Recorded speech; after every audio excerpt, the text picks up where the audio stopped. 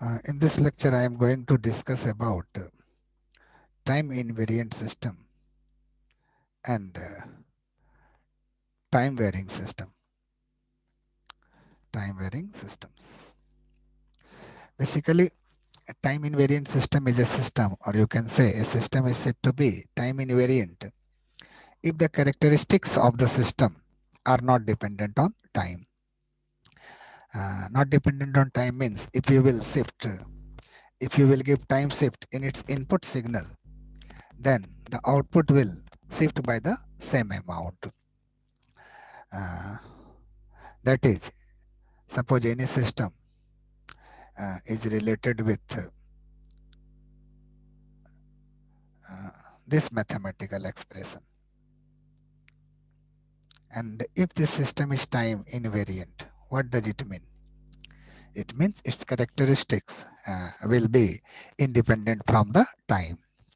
It means when you will shift time, when you will give some shift in time in input signal, then you will get the similar time shift in output signal. For example, if you are shifting time in input signal and you are getting response y1t, which is this response you have obtained by giving time shift in input signal, and the response is y1t. Now you have to give same shift in output signal, same time shift in output signal,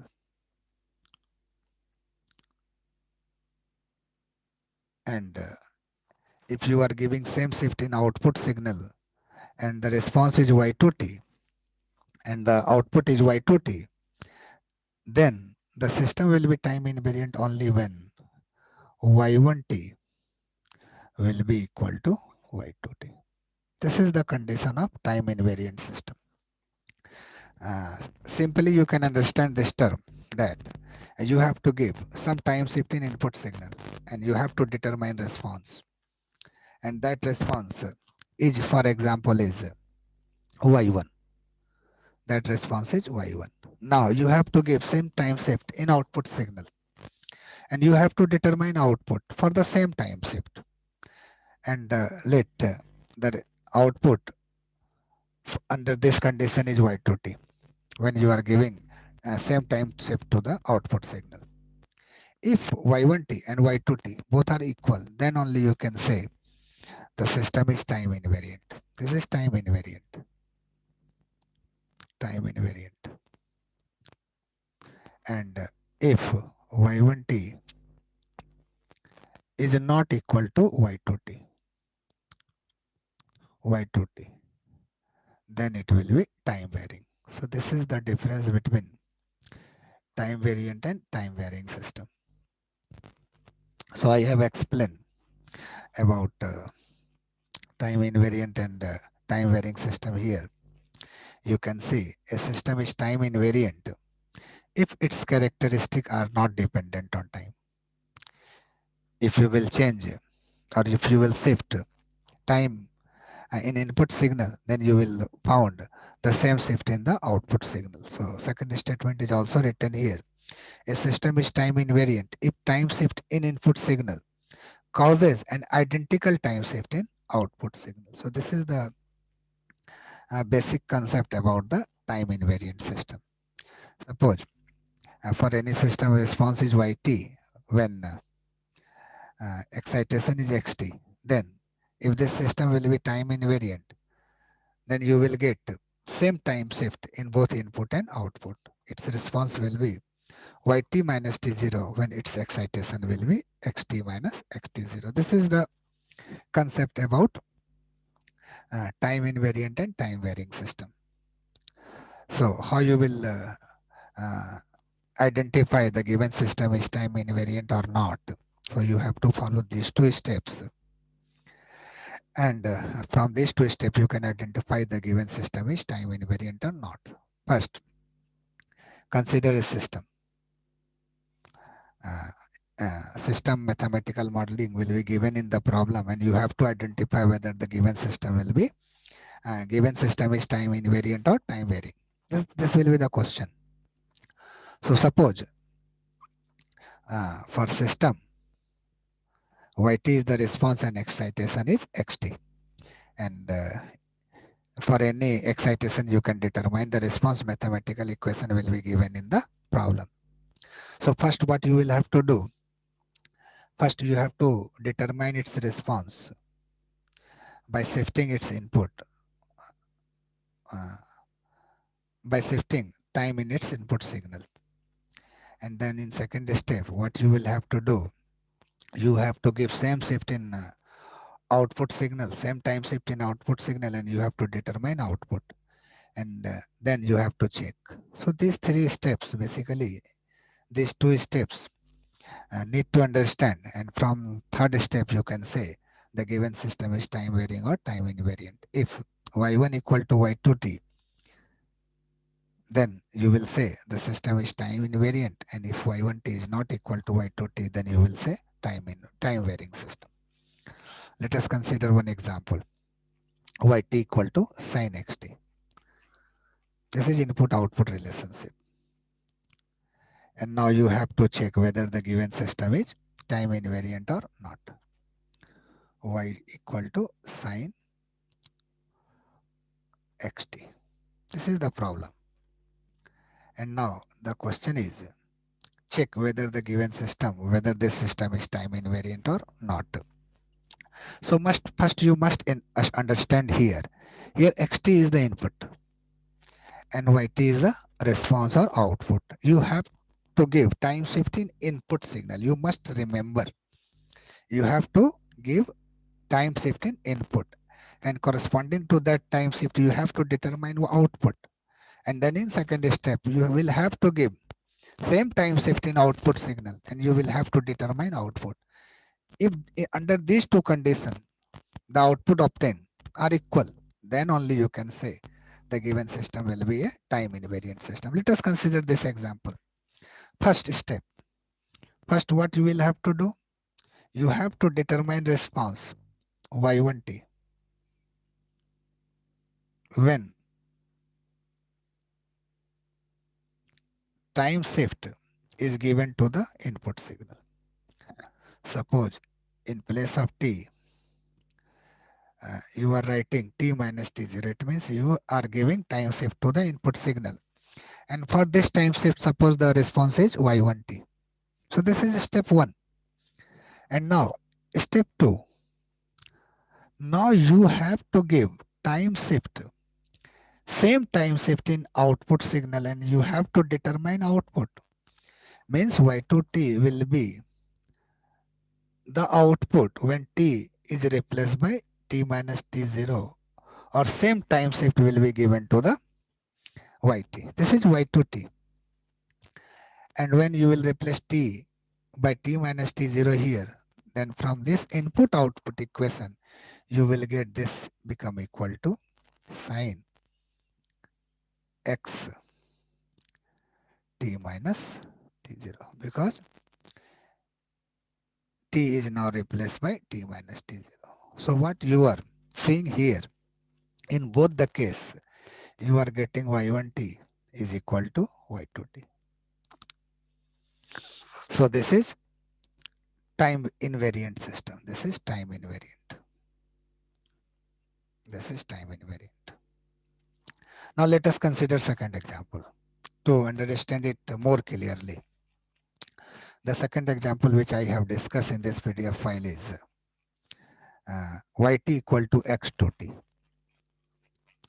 Now you have to check whether x to t, whether this system is time invariant or not. How you will check? First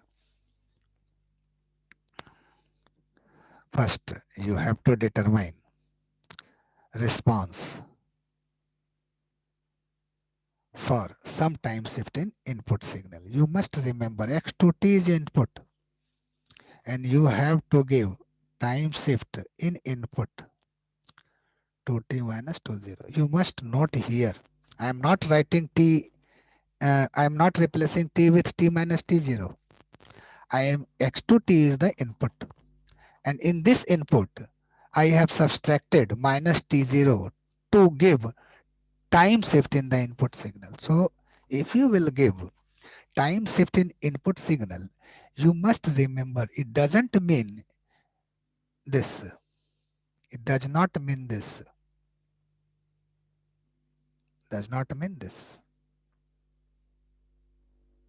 You must understand it. This complete equation represent input, and now you have to give shift in input, not in time. So here I am subtracting T0 to give T0 time shift in input signal X to T. X to T minus 2 means you are giving T equal to 2 shift in input signal X to T. Here input signal is X to T. So this is Y1T which you have obtained. This is the response which you have obtained by giving some time shift in the input signal. Now what you will have to do? Now you have to calculate output for same time shift in the output signal. Means now you have to calculate yt is the output, and now you have to give same time shift. Means you have to calculate now yt minus t0. So in this case, if yt equal to x to t, then what will be the value of yt minus t0? This will be equal to x2. Now in this case t is replaced by t minus t0. So you must note this concept, and you can clearly say, you can clearly see here y1t is not equal to y2t. So this is time variant system, or you can say time varying system. Now let us consider third example which I have discussed here. Yn equal to, this is a discrete signal, and now you have to check whether y1 equal to x of minus 1 is time invariant or time varying system. So must you note here. First you have to calculate response y1n, and this response you are calculating when there is some time shift in the input signal. So here signal is x of minus n. This is input. This is input. And now you have to give some time shift n0, for example. Then this will be the y1n. This is the response when excitation is shifted by n0. And minus sign means you are shifting the response in right direction. Now in second case, you will have to calculate output when output is shifted by the same amount. It means now you are going to calculate, this is output, and you will have to shift this output by the same amount. Means you are going to calculate this now.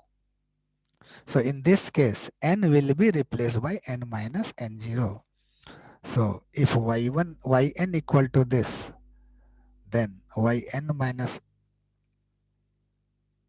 n0 will be x minus, now n will be replaced by n minus n0. So you must note, this is very important. What is the difference between y1n and y2n? So you will get x of minus n plus n0. And you can clearly see this is minus n0, but this one is minus n plus n0. So you can say here y1n is not equal to y2n. So this is time varying system.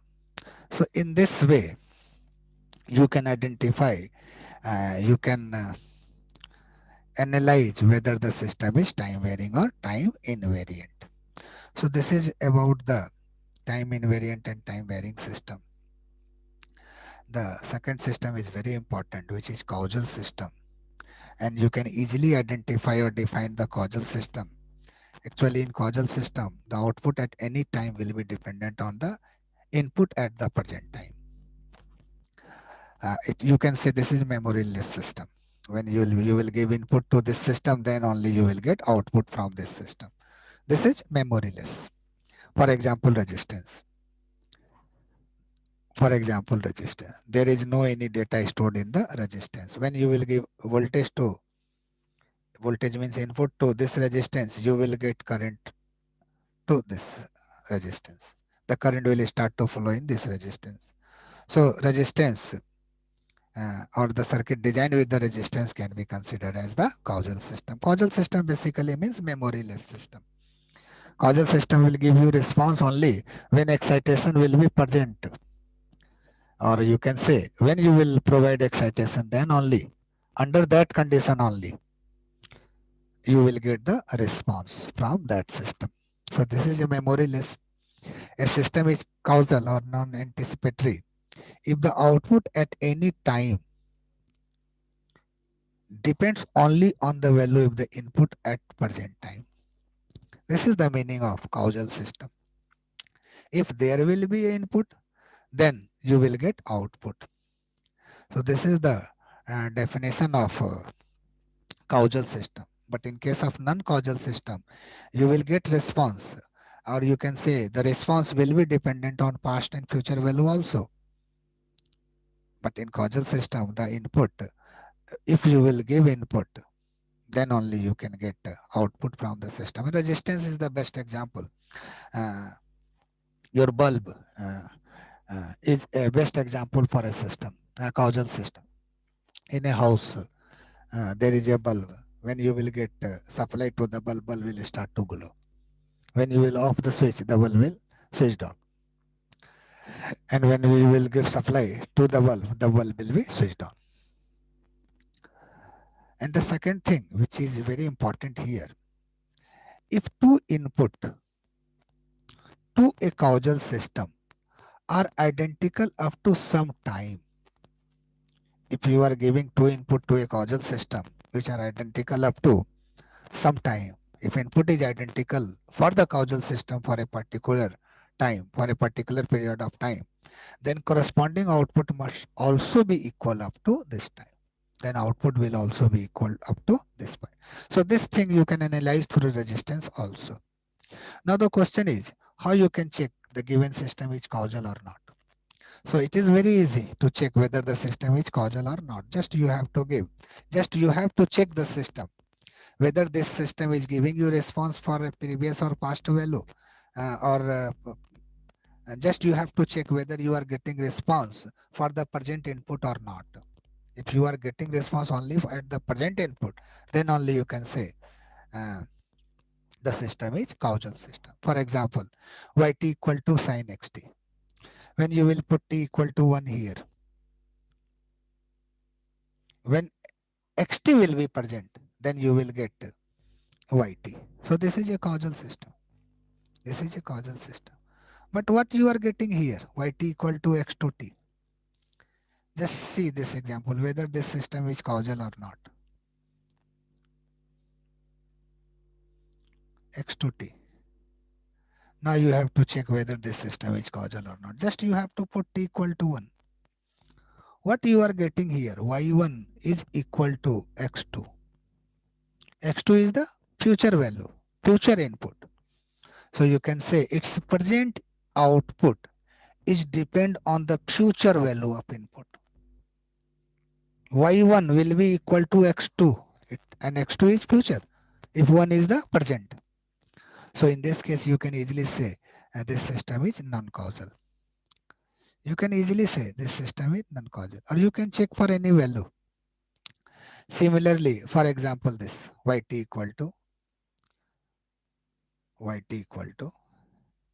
xt. You must note here xt is the input, not xt into cos t plus 1.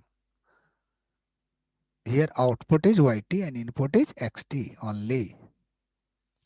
And in this question, you can easily see when there will be a input, then only you will get response. So this is a causal system. Let us consider this example, yn equal to uh, xn, x minus n, sorry, yn equal to x of minus n.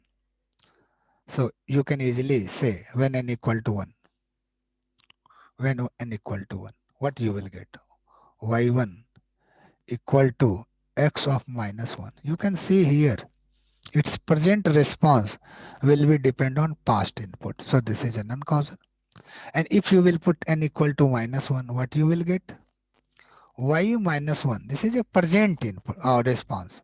But this will be equal to x of minus 1, and minus 1 of minus will be plus. So you can say the present value of the response is dependent on the future value of the input. So this is a non-causal system. Similarly, for this system, you can check whether this is a causal or not.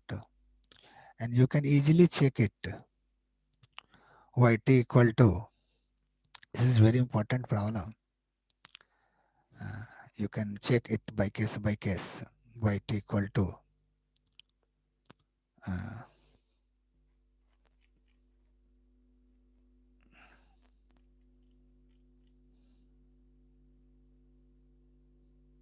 sine of xt. Yt equal to sine of xt. How you will check? Just you have to take t equal to pi, for example. But you must remember here xt is the input and output is yt. How you will check? You can check it by just substituting the value of time. I am considering this example now. Yt equal to x of sine t. Sorry. The correct example is yt equal to x of sine t, and you will have to check whether this is causal or not. How you will check? So yt equal to x of sine t. This is the correct problem. X of sine t. Now you have to check whether this system is causal or not. So just you will have to take t equal to pi, or you can take minus pi. Pi means 3.14. This is present response. But what you will get? X sine pi or sine minus pi will be 0. So you will get x0. So you can see here, this is the present response, but this is future input. So you can see here easily in the first case, you can see from the first case that its response is dependent on the future value of excitation. So from this condition only you can say this is a non-causal system. So in this way, you can check whether the system is causal or non-causal. In next video, I will cover stable and unstable system, and after that, this is all about the signal and system. And from the next lecture, after stable and unstable system, I will start unit 2 of this course.